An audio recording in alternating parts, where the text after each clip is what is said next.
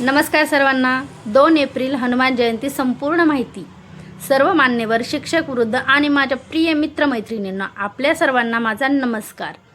आज आपण येथे एक अत्यंत पवित्र आणि प्रेरणादायी दिवस साजरा करण्यासाठी एकत्र आलो आहोत, तो म्हणजे हनुमान जयंती।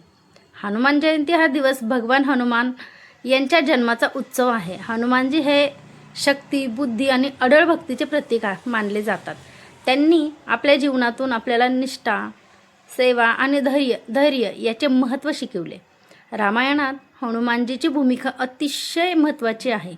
त्यांनी प्रभू श्रीरामाची निस्वार्थ सेवा केली आणि माता सीतेचा शोध लावण्यात मोठी मदत केली। त्यांच्या या कार्यामुळे ते सर्वांच्या आदर्श बनले।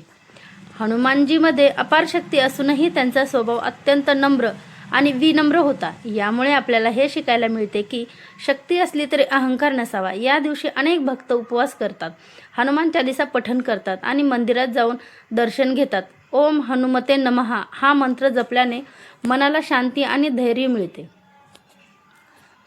आपण सर्वांनी हनुमानजीच्या गुणाचा आपल्या जीवनात अवलंब केला पाहिजे। प्रामाणिकपणा, कर्तव्यनिष्ठा आणि इतरांची मदत करण्याची भावना। शेवटी मी एवढे सांगू इच्छितो की हनुमानजीच्या आशीर्वादाने आपल्या सर्वांच्या जीवनात सुख, शांती आणि यश नांदो। 2026 साली हनुमान जयंती 2 एप्रिल रोजी साजरी केली जाते। हा दिवस भगवान हनुमान यांच्या जन्म दिनाचा उत्सव आहे। हनुमानजी हे शक्ती, भक्ती आणि निष्ठेचे प्रतीक मानले जातात। ते भगवान राम यांचे परम भक्त होते। पौराणिक कथा। हनुमानजीचा जन्म माता अंजनी आणि पिता केसरी यांच्याकडे झाला। त्यांना वायुपुत्र, वायुदेवाचे पुत्र असेही म्हणतात। बालपणी त्यांनी सूर्याला फळ समजून गिळण्याचा प्रयत्न केला होता। रामायणमध्ये त्यांनी श्रीरामांना सीतेचा शोध लावण्यात मदत केली। आता यांची पूजा कशी केली जाते त्याची आपण इथं विधी बघणार आहोत। हनुमान जयंतीला भक्त खालील प्रकारे पूजा करतात। पहाटे लवकर स्नान करून व्रत धरणे, हनुमान मंदिरात जाऊन दर्शन घेणे, सिंदूर, तेल, फुले आणि लाडू अर्पण करणे, हनुमान चालीसा आणि सुंदरकांड पठण। सुंदरकांडचं महत्त्व मी तुम्हाला नंतर सांगणार आहे। खूप छान महत्त्व आहे सुंदरकांडचं, ते आपण नेक्स्ट व्हिडिओमध्ये बघणार आहोत। दिवसभर उपवास ठेवणे। काही जण फलाहार करतात। ज्यांना शक्य आहे त्यांनी उपवास करा, ज्यांना शक्य नाही आहे त्यांनी नाही केला तरी चालतो। फक्त मन आपण स्वच्छ असलं की आपला उपवास देवापर्यंत पोहोचला। आता प्रसादासाठी तुम्ही काय काय घ्याल? काहीही घेऊ शकता। बुंदीचे लाडू, चणे, गूळ, केळी आणि नारळ, पान, सुपारी हे सगळे प्रसादाला तुम्ही घेऊ शकता। हनुमान जयंतीचे महत्त्व आता नीट इथे लक्ष देऊन ऐका तुम्ही।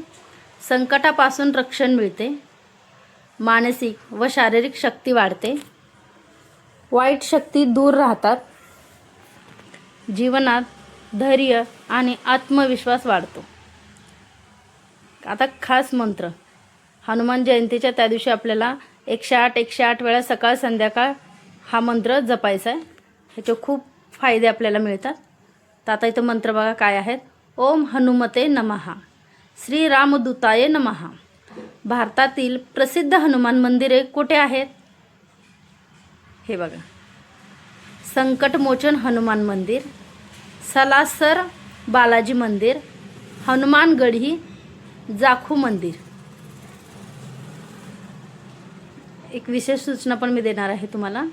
या दिवशी मांसाहार व मद्यपान टाळावे, मन शांत ठेवून पूजा करावी, दान धर्म करणे शुभ मानले जाते। व्हिडिओ आवडला असेल तर व्हिडिओला लाईक करा, चॅनलला सबस्क्राईब करा आणि बेल आयकॉन दाबा, जेणेकरून नवीन नवीन व्हिडिओ तुमच्यापर्यंत पोहोचतील। धन्यवाद मित्रांनो। लवकरच आपण आता नवीन व्हिडिओमध्ये भेटणार आहोत।